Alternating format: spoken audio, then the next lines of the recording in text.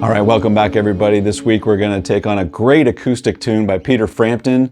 We probably mostly all know it from the Frampton Comes Alive album, although he had this released on a record, Frampton record, prior to that. But we're going to go through the version that we all know, and it's a great tune because on guitar, it's awesome for beginners.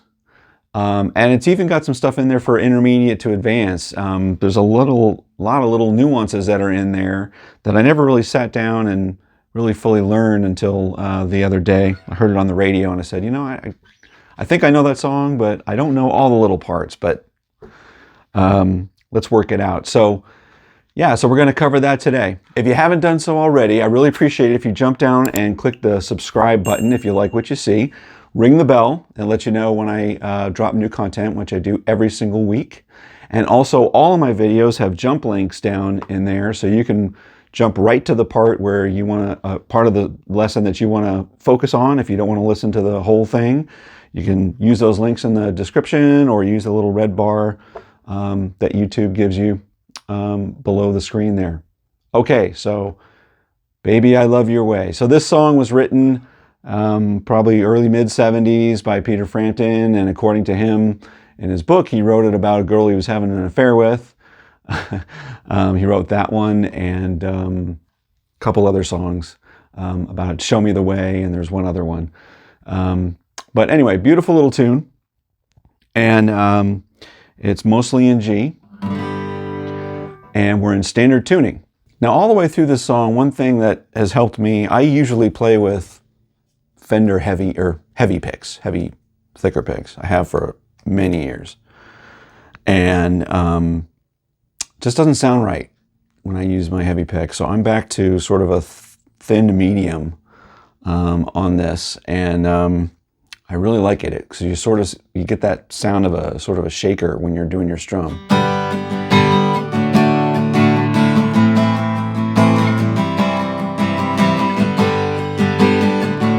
You know, a guitar, as much as it can be a melodic instrument, it is a rhythm instrument also, especially when you're playing acoustic and on a solo guitar situation. So little things like that, they matter, they add up. So on that, I encourage you to use a thinner pick, thin to medium pick, and it really exaggerates and brings out the sort of percussion shaker sort of sound as you're doing your strumming.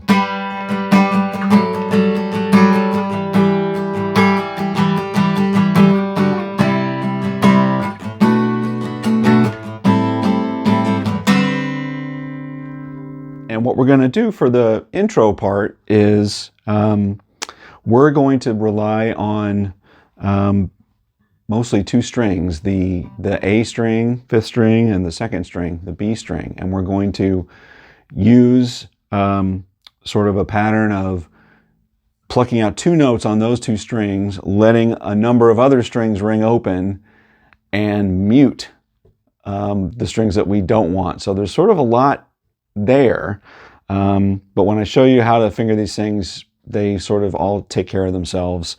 But this is a great exercise in alternating open strings and muting. Okay, so the intro starts, the first chord is a G chord, but we don't play it like that. He plays it up here. You'll see the fingerings over my shoulder. Where you see an X, that's a muted string. Okay, those are strings that we're not playing. Okay, so here's your G chord, and you want to mute it. I mute the sixth string with the meat of my index finger on 5, and I mute the bottom E string with the meat of the pinky on that I have on 12 here. So it sounds like this. Right, so you're really playing strings 5 through 2. Sorry. That, and you're going to repeat that sort of pattern as we're going down. So the first chord is that, it's a G. Second one, you're sliding down a fret, so you see here, which I guess is a part of a D chord technically. And then the next one would be making part of an E minor chord. It's like if you picture that E minor chord, you're doing that note and that note from the E minor chord. And that one you can actually leave all the strings open. But I think he just sounds better if you stick with that. Down to your D, C, and then here's where we change up a little bit. So before we do that, let's rock through those again. First chord, second chord, third chord, and that's the pattern of the change there. All right. The right hand strum is also a critical component of this song. It's really just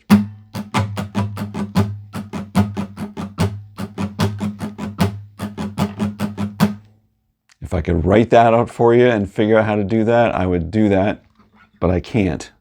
So just watch my right hand as I'm going through this.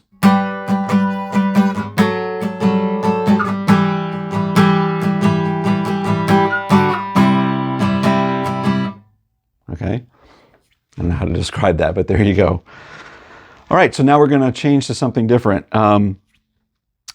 This is now a B minor 7 chord, and the way that he fingers this is he's going to use a thumb over technique, and he's going to lay his index finger across the 7th fret, the first 4 strings, but he's going to lay his finger across, his thumb across the 6th string to get your B note there, and I'm muting the 5th string, and I'm muting it with the tip of my index finger. So when I lay that across, I'm sort of pushing it up against that string to mute it.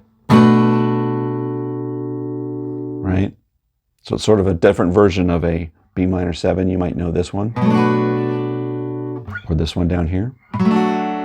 But he plays it like this, as evidenced by this video where he's playing live at the Oakland Coliseum in 1977. So that's his fingering for that. And then you're going to slide it down to an A minor 7, same fingering. And then the last chord he ends on is, it's basically that same shape that you got here, but he's putting his pinky up on the 7th fret on the 1st string, which makes it sort of in the context of, because the last chord he ends on is sort of a D, like the bass note hits a D. So it's sort of a D6-ish. I know it's not technically right, but that is the 6th. I believe of a D chord though. And he looks like he plays this, which is fine. The bass hits a D note, and I think it's important to get that D note. So the way that I play that is I actually grab the D note with my index finger here to get that. So those last chords,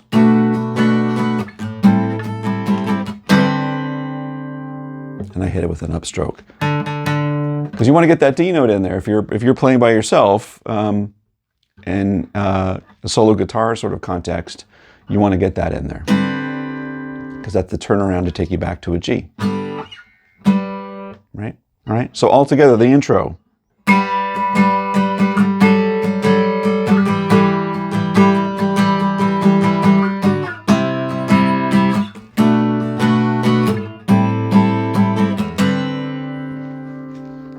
Shadows. There you go. But that's like, you sort of have to do that. You find yourself singing it, whether you can sing it or not. All right.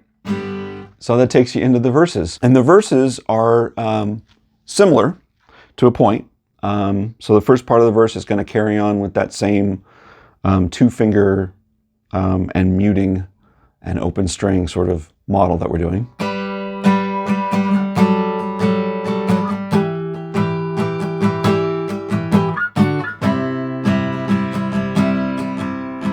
And then he goes to a beautiful F9 chord. Right, so there's your fingering for the F9 chord up on the 8th fret. And you can even grab the, if you sort of fat finger that with your middle finger, you can sort of cover both 5th and 6th strings. And you get that note in there too. I like how that sounds. So again, one more time.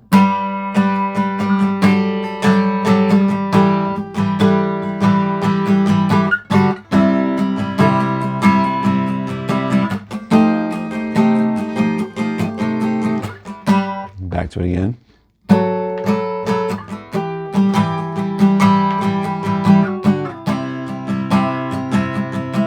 F9. Back to your B minor 7. Beautiful change. Now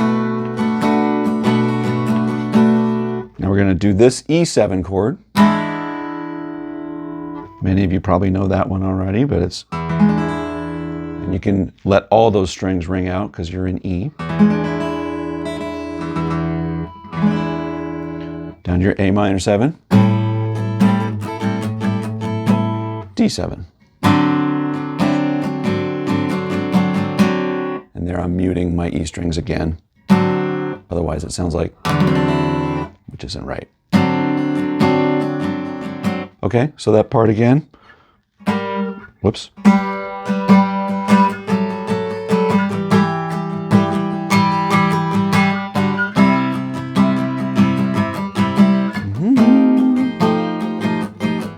So don't hesitate, 'cause your love won't wait.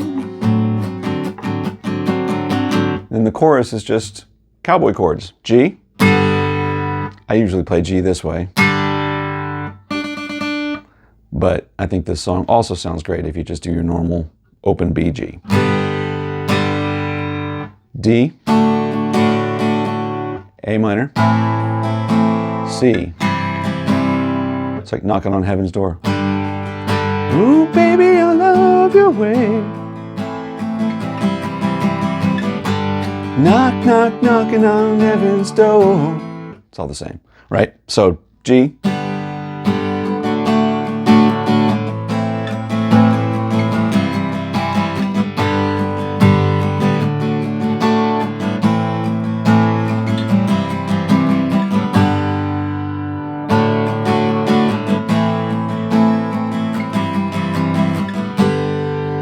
Then he closes out the chorus going right back to the intro.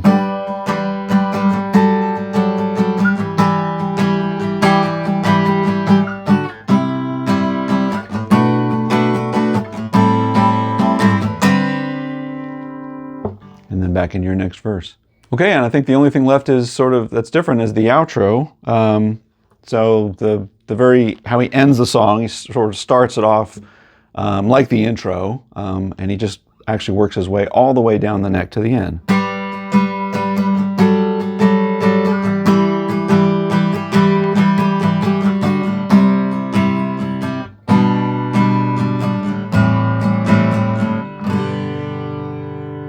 I don't think I have the strumming rhythm part right, but those are the chords. Very reminiscent of Blackbird. But same kind of idea. So that's Baby I Love Your Way, Peter Frampton. Super fun. I thought this one was great because, you know, if you're early on in your guitar explorations, this one is totally in your grasp. If you have those, you know, the ability to do sort of basic chords, you can do this. And if you're more intermediate advanced, you know, you're picking up on those sort of nuances. But maybe you never sat down and actually worked out each one. I actually hadn't. So this was really fun for me.